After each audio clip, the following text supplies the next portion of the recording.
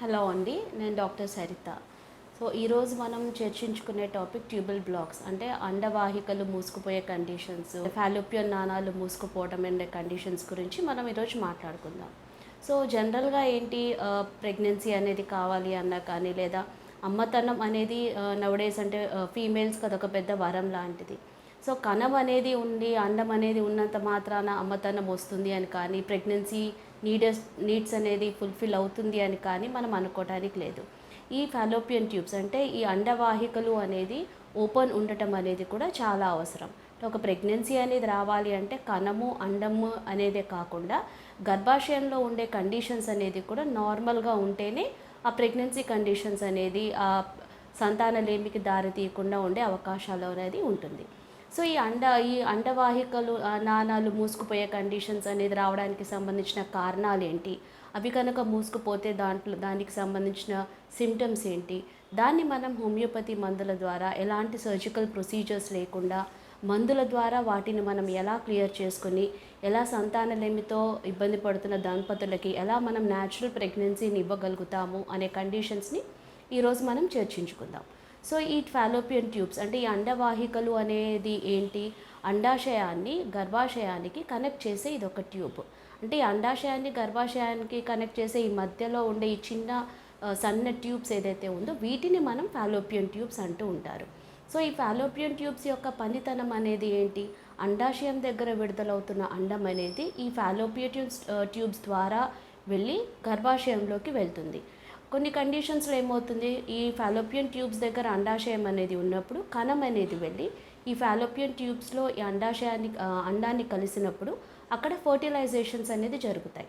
ఇలా ఫర్టిలైజ్డ్ అయిన ఎంబ్రియో అనేది మళ్ళీ గర్భాశయంలోకి వెళ్ళి ఎంబీడ్ అయినప్పుడు అది ప్రెగ్నెన్సీ కండిషన్స్కి దారితీస్తుంది. ఈ నాణాలు అంటే ఈ అండ నాణాలలో ఏదైనా ఇబ్బందులు కానీ, ఫాలోపియన్ ట్యూబ్స్లో ఇబ్బందులు, ఇన్ఫెక్షన్స్ లాంటి కండిషన్స్ అనేది ఉన్నప్పుడు ఇది బ్లాక్స్ అనేది జనరల్గా జరుగుతూ ఉంటాయి. ఇలా బ్లాక్స్ అనేది ఉన్నప్పుడు వాటికి సంబంధించిన సిమ్టమ్స్ ఏంటి, ఇందాక మనం ఏదైతే అనుకున్నామో అండము ఉన్నంత మాత్రాన, కణం అనేది ఉన్నంత మాత్రాన ప్రెగ్నెన్సీ ఉంటుంది అనుకోవటానికి లేదు. దానికి సంబంధించిన గర్భాశయంలో ఉండే ఇబ్బందులు, దాని చుట్టుపక్కల ఉండే ఆర్గన్స్లో ఉండే ఇంబ్యాలెన్సెస్ ఇవన్నీ కూడా మనం చూసుకోవాల్సి ఉంటుంది. చాలా వరకు మన దగ్గరకు వచ్చే దంపతులు కూడా వాళ్ళకి సంబంధించిన కారణాల టెస్టులు మనం చేయించినప్పుడు ట్యూబల్ బ్లాక్స్ ఉన్నాయి అని మనం చెప్పినప్పుడు వాళ్ళు జనరల్గా క్వశ్చన్ చేసేది ఇదే, మా అండం బాగానే ఉంది, కణం బాగానే ఉంది, మాకు ప్రెగ్నెన్సీ రాకపోవడానికి. లేదా చాలా వరకు ఆడవాళ్ళు ఏమంటూ ఉంటారు అంటే, మాకు నెలసర్లు ప్రతి నెల కరెక్ట్గానే వస్తాయి కదా, ట్యూబ్స్ అనేది ఎందుకు బ్లాక్ అవుతాయి అనే డౌట్ కూడా చాలా వరకు చెప్తూ ఉంటారు. ఇది అలా కాదు. ఎలా ఉంటుంది అంటే దీనికి సంబంధించిన కారణాలు అనేది జనరల్గా సిమ్టమ్స్ అనేది ఈ ట్యూబల్ బ్లాక్స్కి సంబంధించిన వాటిల్లో సిమ్టమ్స్ అనేది పెద్దగా గమనించుకోదగ్గగా ఉండవు. నార్మల్గా ఈ బ్లాక్స్ అనేది రావడానికి సంబంధించిన కారణాలు ఏవైతే ఉన్నాయో ఆ కారణాల వల్ల వచ్చే ఇంబ్యాలెన్సెస్కి సంబంధించిన సిమ్టమ్సే అక్కడ మనకి కనిపిస్తుంటాయి. ఇన్ఫెక్షన్స్ వలన బ్లాక్స్ అనేది వచ్చినప్పుడు ఆ ఇన్ఫెక్షన్స్కి సంబంధించిన కారణాలలో ఏదైనా పెయిన్ అనేది ఉన్నప్పుడు కాస్త పెయిన్ ఎక్స్పీరియన్స్ అవ్వటం కానీ, లేదా నార్మల్గా కొద్దిగా ఇంబ్యాలెన్సెస్ ఇన్ఫెక్షన్స్ వలన ఉన్నప్పుడు పీరియడ్స్ హెవీ బ్లీడింగ్ కానీ, లేదా తక్కువ బ్లీడింగ్ లాంటి కండిషన్స్ కానీ ఎక్కువగా కనిపిస్తాయి. కానీ పెద్దగా చెప్పుకోదగ్గ సిమ్టమ్స్ మాత్రం ట్యూబల్ బ్లాక్స్ కండిషన్స్లో ఉండవు. అందుకనే ఆ పర్టికులర్ కపుల్స్ అంటే ఆ దంపతులు కూడా వాళ్ళు ట్యూబల్ బ్లాక్స్తో ఇబ్బంది పడుతున్నారా లేదా అనేది కూడా అంటిల్ అండ్ అన్లెస్ అంటే ఒక డాక్టర్ దగ్గరకు వచ్చి వాళ్ళకి సంబంధించిన దానికి అంటే ప్రెగ్నెన్సీ రాకపోవడానికి సంబంధించిన కారణాలు అనేది చూసుకుని దానికి సంబంధించిన ఇన్వెస్టిగేషన్స్కి వెళ్ళినప్పుడు మాత్రమే వాళ్ళకి బ్లాక్స్ ఉన్నాయా లేదా అనేది అర్థమవుతుంది. ఈ బ్లాక్స్ అనేది ఉండడానికి సంబంధించిన కారణాలలో దేనివల్ల బ్లాక్స్ అనేది వస్తాయి, ఆటోమేటిక్గా వాటంతలు అవి మాత్రం వచ్చే అవకాశాలు అనేది ఉండవు.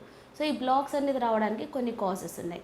అంటే అబ్డామినల్ అడెషన్స్ అంటారు, అంటే ఇన్ఫెక్షన్స్ వలన ఇంటర్నల్గా అంటే అబ్డామిన్లో, పెల్విక్ ఏరియాలో, గర్భసంచి చుట్టూతర ఏదైనా ఇన్ఫెక్షన్స్ అనేది ఉన్నప్పుడు అక్కడున్న ఆర్గన్స్ కానీ, అక్కడున్న ప్రేగులు కానీ ఒకదానికొకటి అతుక్కుపోవటం వలన అడెషన్స్ అనేది వస్తూ ఉంటాయి. దానివల్ల ఈ ట్యూబ్స్ అనేది కూడా బ్లాక్ అయ్యే అవకాశం అనేది ఉంటుంది. పెల్విక్ ఇన్ఫ్లమేటరీ డిసీజెస్, ఈ పెల్విక్ ఇన్ఫ్లమేటరీ డిసీజెస్ అనేది రావటం మూలాన ఏమవుతుంది, యూట్రస్లో ఉండే ఇన్ఫెక్షన్స్ ఈ ట్యూబ్స్లో చేరుకోవటం మూలాన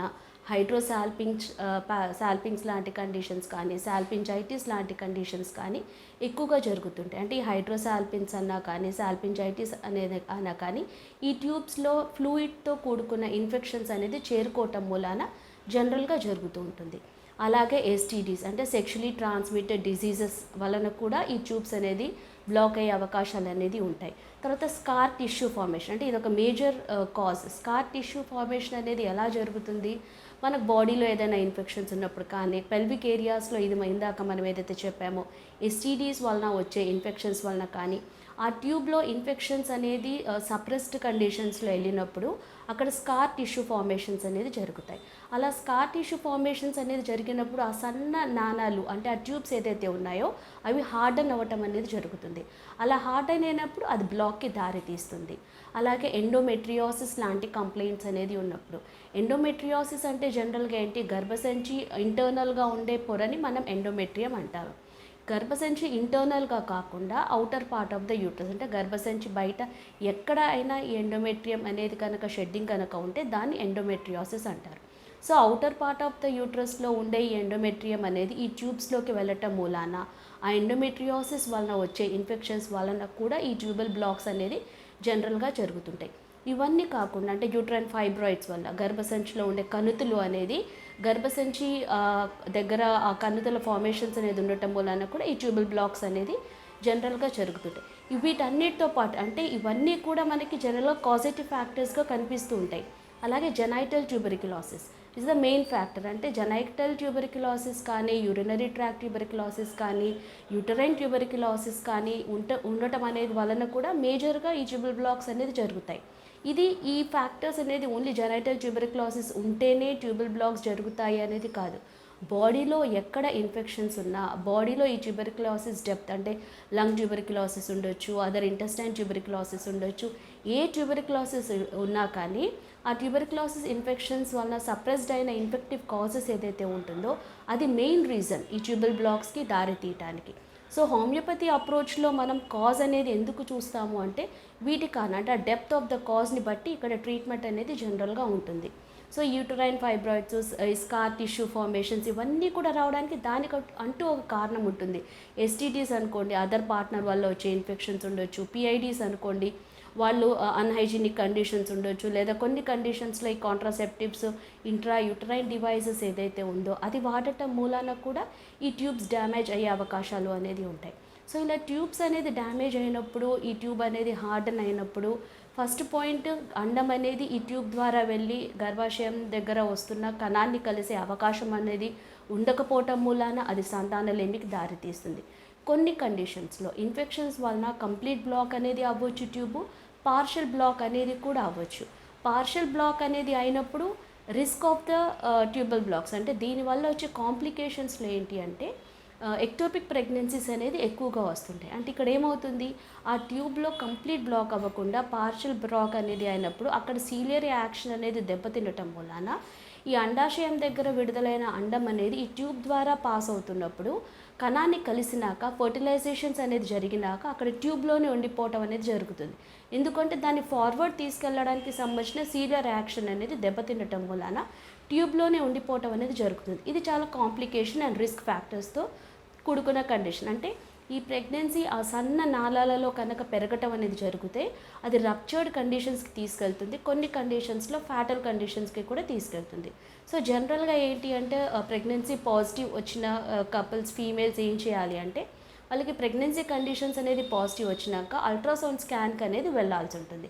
అంటే ఆ వచ్చిన ప్రెగ్నెన్సీ అనేది గర్భాశయంలో ఎంబీడ్ అయిందా లేదా, గర్భాశయంలో కనుక ఎంబీడ్ అవ్వలేదు, శాక్ ఫార్మేషన్స్ అక్కడ మనకు కనిపించలేదు అంటే రిస్క్ ఫ్యాక్టర్స్ అనేది డెఫినెట్గా చూసుకోవాల్సి ఉంటుంది. అంటే ఈ ట్యూబ్స్లో ఏదైనా ఇబ్బంది ఉండటం వలన అది ఎక్టోపిక్ ప్రెగ్నెన్సీకి ఏమైనా దారి తీసిందా, అక్కడ ఏమైనా ఉండిపోయిందా అనే కండిషన్స్ కూడా జనరల్గా రూల్ అవుట్ చేసుకోవాల్సి ఉంటుంది. సో ఈ కాజెస్ని బట్టి ట్రీట్మెంట్ అనేది హోమియోపతిలో జనరల్గా ఉంటుంది.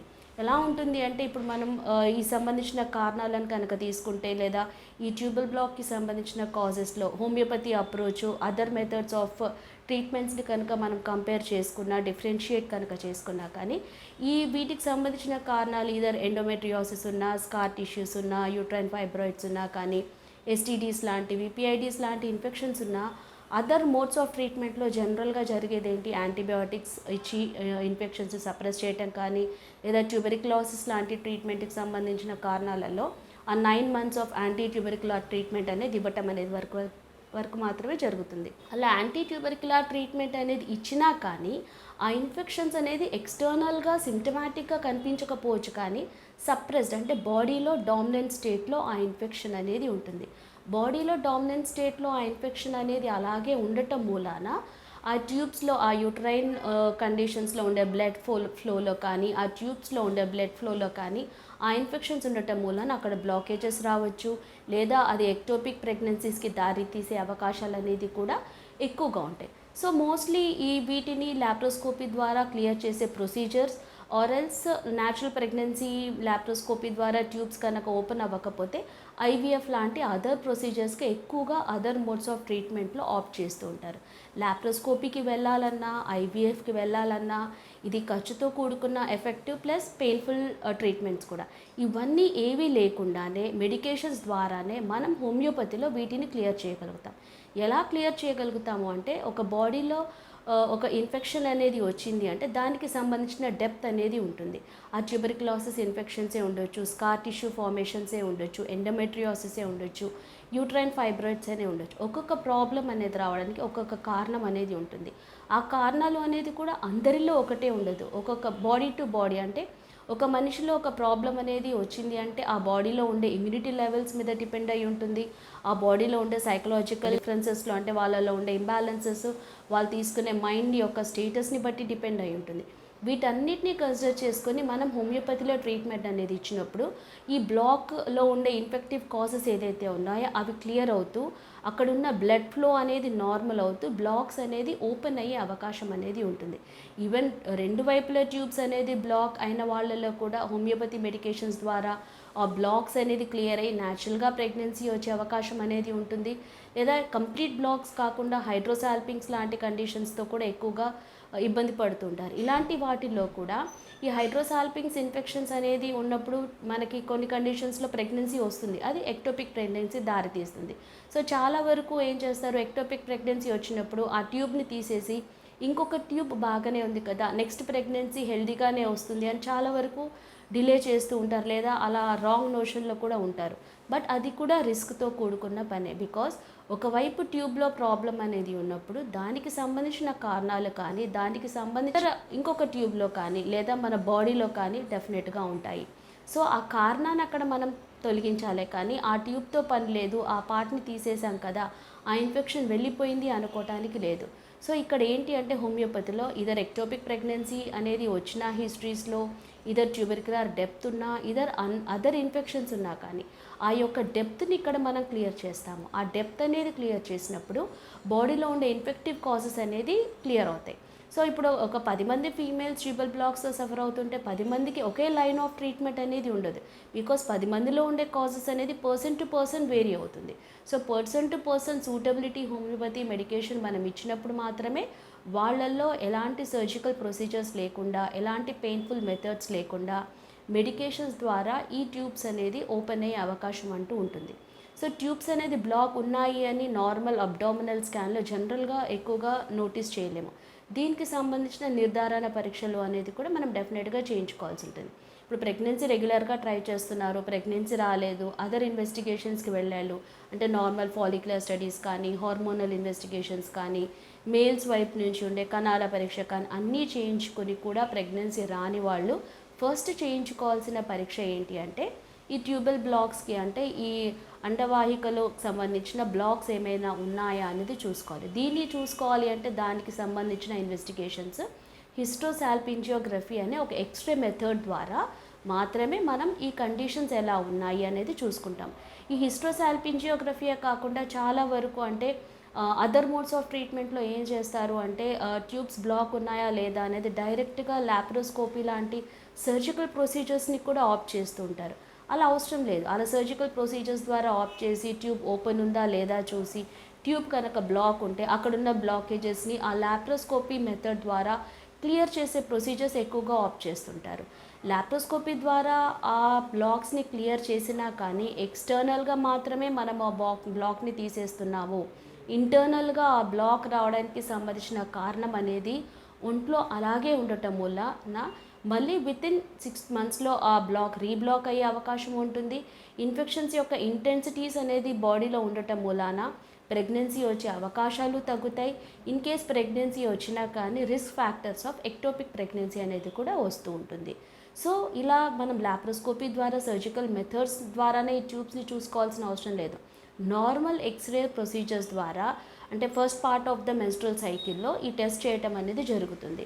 హెచ్ఎస్జీ అనే హిస్టోసాల్పింజియోగ్రఫీ టెస్ట్ ద్వారా ఈ ట్యూబ్స్ ఓపెన్ ఉన్నాయా బ్లాక్ ఉన్నాయా అనే కండిషన్స్ అర్థమవుతుంది. ఈ టెస్ట్ ప్రొసీజర్స్లో జనరల్గా ఏం చేస్తున్నారు అంటే గర్భసంచి ద్వారా డైన్ అనేది ఇంజెక్ట్ చేయటం అనేది జరుగుతుంది. ఈ డైని ఇంజెక్ట్ చేసినప్పుడు ఈ గర్భాశయం దగ్గర first part of the uterus ఏదైతే ఉందో అక్కడ నుంచి ఈ ట్యూబ్ ద్వారా ఆ డై అనేది వెళ్ళి అండాశయం దగ్గర బయటికి రావాల్సి ఉంటుంది. అది ఫింబ్రియల్ అండ్ అంటారు.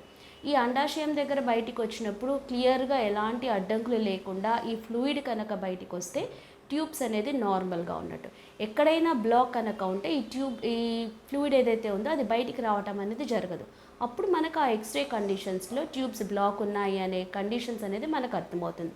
దాన్ని బట్టి మనం ఫర్దర్ కండిషన్స్ అంటే ఆ బ్లాక్ అవ్వడానికి సంబంధించిన ఇన్ఫెక్షన్స్ ఏమి ఉన్నాయి, వాటికి సంబంధించిన డెప్త్ ఎలా ఉంది అనేది చూసుకొని దానికి సూటబిలిటీ మెడిసిన్స్ సింపుల్గా ఇవ్వటం అనేది హోమియోపతి ప్రొసీజర్స్లో జనరల్గా జరుగుతూ ఉంటుంది.